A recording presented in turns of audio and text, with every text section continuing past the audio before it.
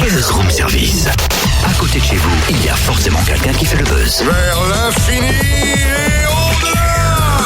Totem, t'as encore laissé traîner ton casque et tes papiers de vendredi. Oh, tu vas pas recommencer, non? Et puis voilà, t'as pas rangé tes petits stylos dans la boîte prévue à cet effet. Eh ben si, elle recommence. Totem, je viens même de retrouver une place pour le DFCO sous ton bureau. Non mais t'abuses, franchement. Tu te parles comme ça, moi je parle qu'en présence de mon avocat. Ouais. Ah non, tu vas pas encore me dire. Si t'es pas content, t'appelles Julien Courbet. C'est quoi? Moi je vais appuyer sur ce bouton magique et puis on va l'appeler. Allez, hop.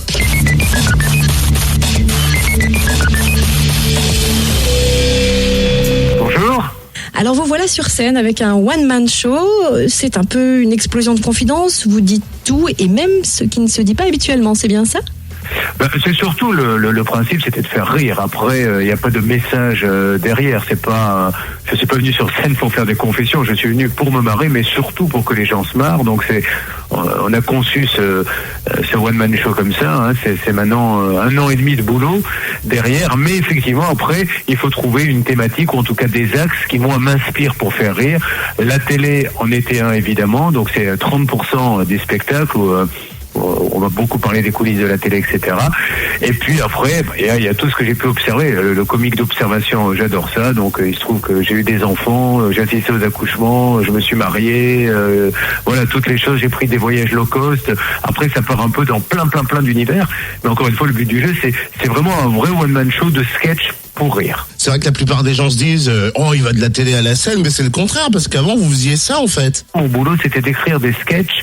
J'en écrivais pour l'émission de Jacques Martin et j'écrivais des sketchs pour Laurent Gérard, pour Virginie Lemoine. Moi, j'étais arrivé juste après le départ de Ruquier chez Martin et j'allais me lancer dans un petit café-théâtre quand tout d'un coup j'ai reçu un coup de fil d'un producteur qui s'appelle Gérard Louvain et qui m'a dit est-ce que ça vous intéresserait de faire une petite émission de télé?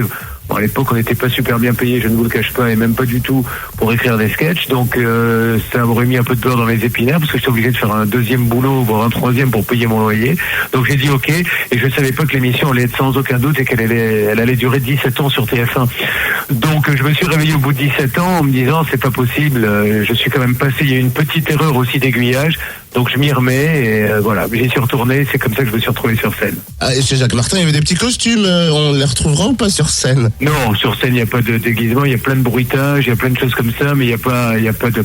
Heureusement que je ne refais pas l'humour de Jacques Martin, parce que je peux vous dire qu'il a sacrément vieilli, l'humour qu'on faisait à l'époque.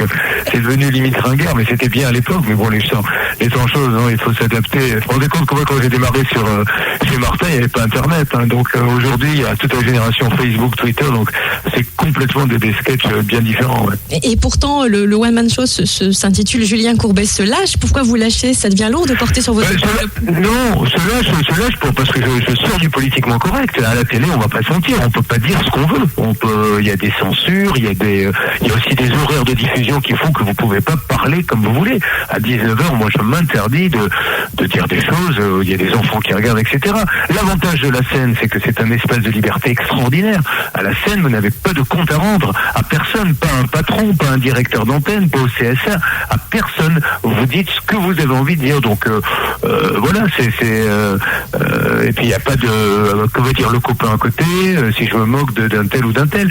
Donc c'est pour ça, c'est cela, je fais sauter un peu tous les verrous, je suis là pour faire rire, il n'y a aucune méchanceté dans mon spectacle, mais voilà, il n'y a aucune, je me fixe pas de limite particulière, et surtout je pars dans tous les sens, et je suis plus cette espèce de genre idéal qu'on pourrait croire. Celui qui vient pour voir le Julien Courbet de la télé, il va être hyper déçu, hein.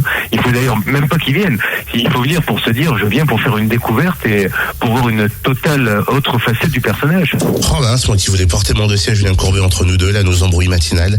Eh bien non. Ce sera le 29, dans 5 jours. Ouais, c'est samedi. Selon G. Et vous allez Salle Frédéric Lescure à partir de 20h45. Et vous savez quoi? Vous allez pouvoir retrouver une deuxième partie de l'interview de Julien Courbet demain. Yes. Ça se passe comme ça sur Fréquence Plus. Oui.